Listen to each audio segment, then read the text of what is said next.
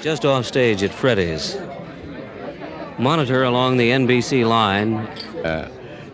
Some maybe intimate reminiscing here with a gentleman by the name of William Basie. Red Bank, New Jersey, and Kansas City, Missouri, originally. Right on. Looking back down a long road, Bill, what did Kansas City really stand for, as you recall? Stood for a lot of good jazz. Out of this town came many different kinds of bands, and when you think of bands in Kansas City, what names come to mind? Why, the great Benny Moulton Band, and George E. Leigh, Andy Kirk, and that's a great Coon Saunders Band was originated, I believe, out of there also. There's a name, Harlan Leonard.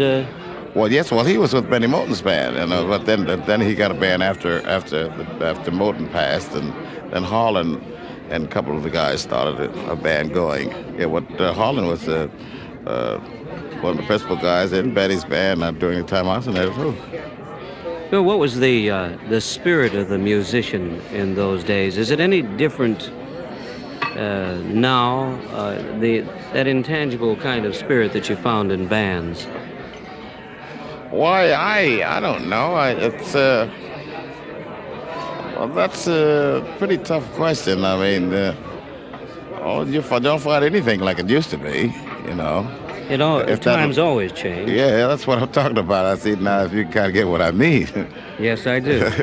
What really stands out in your mind about those days with Benny Moulton's band on one side of the street, and perhaps Harlan Leonard beginning to organize a band, Jay McShann coming around?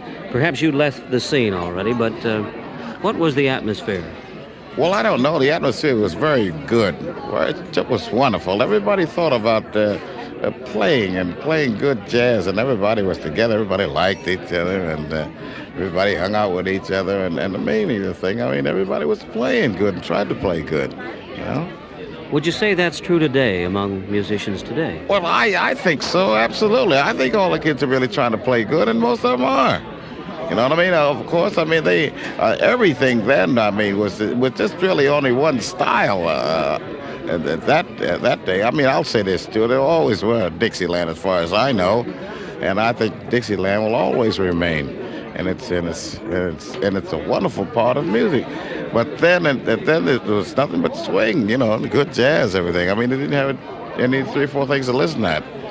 Do you think that swing, in a way, spoke for the nature of the times? Was there a kind of freedom and ease that existed among people, not just musicians? Well, I think so. Because things were a lot different then, of course. I know we weren't making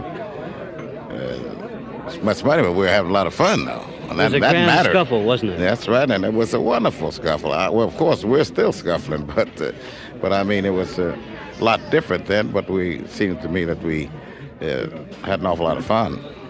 What do you think hurts your end of show business today, the band business? What holds it back? I don't know. What I think as far as the big bands are concerned now, I mean, there's guys like you guys, I mean, are helping it an awful lot. I mean, because the jocks are spinning a lot of instrumentals now. I mean, it's a wonderful thing to hear. Sometimes you're riding in your car somewhere, and instead of hearing a lot of vocal groups and things like that, you're beginning to hear an awful lot of instrumentals. So that's a wonderful thing to think about. It makes you think that they're sort of coming back again, and I believe it is, and I can see it as we're doing a lot of traveling through the country. After your European tours and the reaction of audiences overseas, is there a difference in the acceptance of, say, your kind of music as, say, the acceptance of Americans to it? No. Same kind of enthusiasm. They play the same kind of music all over Europe as they do here. I mean, they've got an awful lot of swingers over there. And as a matter of fact, we run into a band over there, I think it was Max Krager. I just forget the name of the town in Germany. German band, yeah. Oh, boy. And then on the Southwest German network, there's Kurt Edelhagen, and then And over in London, Johnny Dankworth. That's right, Johnny Dankworth and also Ted, and there's a couple more. Humphrey Littleton, he's got a wonderful small. Of course, that band's been over here a little bit. And they work quite a bit with Jimmy Rushing. Yes. And there's an awful lot of swingers over there. I'd like to mention, some key words and ideas. Whatever reaction you give me is fair and square, if it's okay with you. Lester Young. Great. Herschel Evans. Great. When I think of the Blue Devils, what do you think of? I think of a wonderful group of men that played some of the most finest music that I've ever had the pleasure of working with. In the world of humor, I might mention Moms Mabley. What do you say? One of the greatest comics I've ever heard. What does she really stand for? She stands for everything that makes you happy to listen to. Happiness, Moms Mabley. And the word Harlem, what does that express Holland. to you? Holland? Harlem. Harlem? Why that? I'll just say New York. How about Savoy Ballroom as a memory? Oh, it's a memory of the home of happy feet. Baseball. Yankees. Thank you very much, Count Basie. Thank you very much. I didn't hurt you then a bit, did I? Not at all. I hope I didn't hurt you with this Rorschach and inquisitiveness. No, that's all right. They're wonderful questions, and I'm awfully glad you mentioned two names that I think that meant an awful lot to our band as setting styles. That is Lester Young and Herschel Evans. I mean, because I think we sort of built our band on the rhythm section and tenors. You know, actually, that might bring up something as an afterthought. Playing opposite you in the days of swing were other bands, of course. Duke Ellington is the boss. The boss. And then Jimmy Lunsford's band spoke for something else. The greatest tempo band on earth. And, of course, in your brass section is Snooky Young, who's a legacy from that organization, in a sense. That's right. That's right. That was the nature and spirit of the big band. It was That's right. spark, the dynamics. You sure mentioned one. You mentioned the Lunsford band. As a matter of fact, I had dinner with a friend of mine out in Los Angeles a couple of years ago, and he said, well, I got a concert I want you to listen to after dinner. And we went out in the den after that, and then he put on about 20 records, and they were all of the old Lunsford things. And boy, what a treat that was. I can think of numbers like Swingin' on Sea. Oh, boy. Blue Afterglow. That's right. Pretty Eyes. But then in your band, there was a wonderful saxophone player in your organization who could sing and play in section. Earl, and he did a number with your band that I can't think of just offhand right now. That was Let Me Dream. Let Me Dream is one, yes. And there's still another. I wonder if I can think of it. Moon Nocturne. Moon Nocturne, Right. yes. Yeah. And then, of course, the classics like Blue and Sentimental. Yeah. You're really getting Swing right of the back. Daisy Chain. Yeah. Well, we've done a lot of reminiscing here. Well, yeah, that's right. Now you've got me very interested. I mean, you can continue with this as long as you want to. All right. I was thinking of, off the stand is a man who had a lot of connection and I think perhaps contributed a lot to the Harlem scene, and that was Mr. Buchanan. Mr. Buchanan of the Savoy Ballroom. That's right. What did he stand for in the business? A very, very smart businessman. He was really a ballroom operator. Definitely knew. He knew. He was really one of the bosses that really knew how to run a ballroom. And everybody respected Mr. Buchanan. And I think he should call him Mr. Savoy. Because this is the guy that really made it and had it to stand as long as it did. And actually, he's responsible for helping the band business to survive too. Oh yes, because anytime you got hooked for 2 or 3 weeks, I mean you got it there, and I mean that was a great experience for bands too, to play for dancers. And have an enthusiastic crowd. What was the largest crowd you ever played to, say, in that neighborhood? Oh, I don't know. we didn't have to count on those days. You know what I mean? We had just a set guarantee, you know, in the ballroom, and didn't have to worry about any PC, so we didn't have so we didn't have to figure about how many people that were in the ballroom. I suppose, like industry today, the band business has become organized and highly complex in a sense, too, where you have to think about everything from Social Security to, well, what it costs to keep you on the road. And you're a small rolling corporation. Yeah, this is, you're right. I mean, it runs into a little something, a few headaches and all those sort of things, but still, you love it, and I wouldn't trade it for anything in the world. What do you think is the real factor that generates and makes the band business go round? Is it the musician on the stand, or is it a combination of factors? The place you play? I don't know. I suppose it's a... I think that all goes together. I think it's the spots where you work, and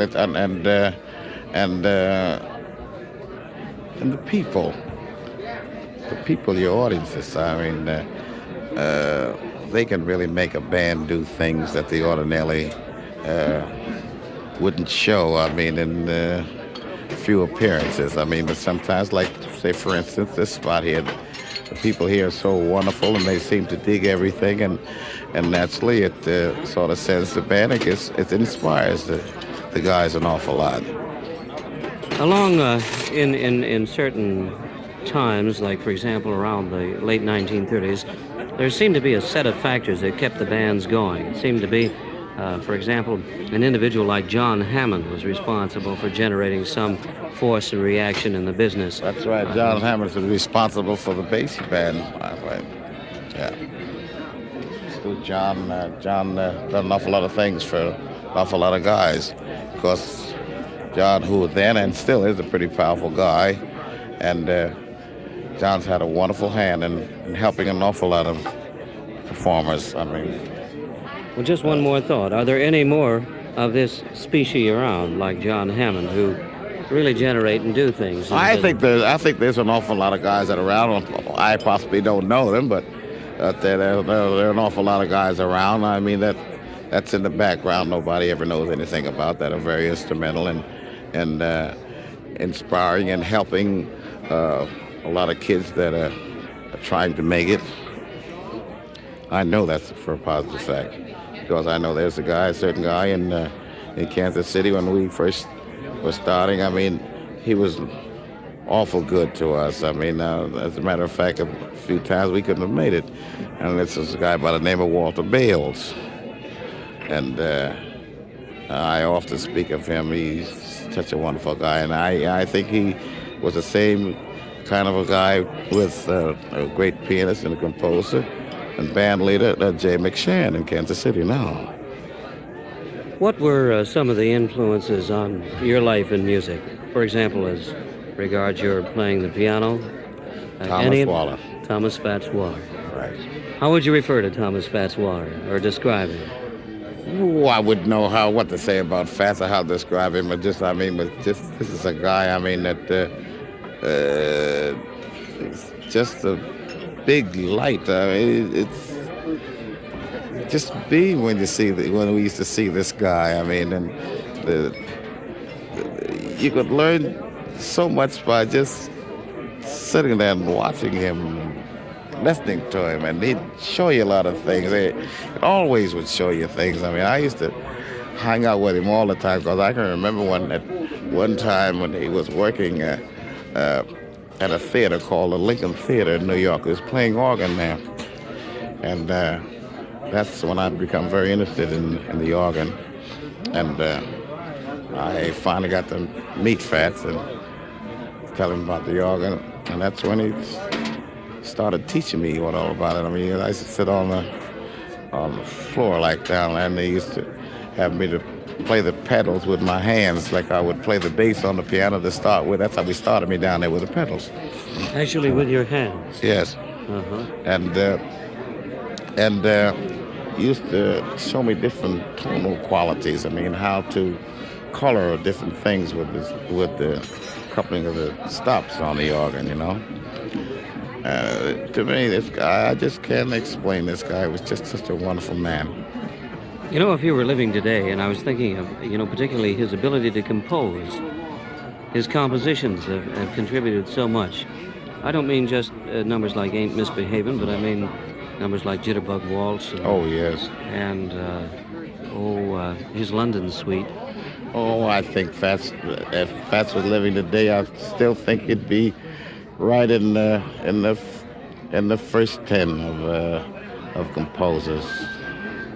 Not only in composers, I think he had an intangible spirit of eternal youth of some kind that, just... Well, yeah, and as far as his playing is concerned, I mean, it would never be Webby because, I mean, he's a stylist. He set a style. And if you're a stylist, I mean, it never gets antique because that's you. Same as Earl Hines. Earl, to me right now, is one of the great men on piano. And I got a chance to hear Earl in London. And we was over there. And one morning he sat out and played, and I'm telling you, that's it. It's like making whoopee. That's it. Yeah. Earl is still the Earl of Hines, and believe me when I tell you. A member of a distinct level of royalty. Oh, that's right. Count Basie, thank you very much for all of your time. Well, thank you for bringing back all these wonderful things. I mean, very seldom do you ever run up on a guy that really knows and understands and knows all about those days, And you do, man. I sure appreciate you an awful lot for that. I don't know if I really understand. Oh, you understand. Thanks very much, Bill. Solid.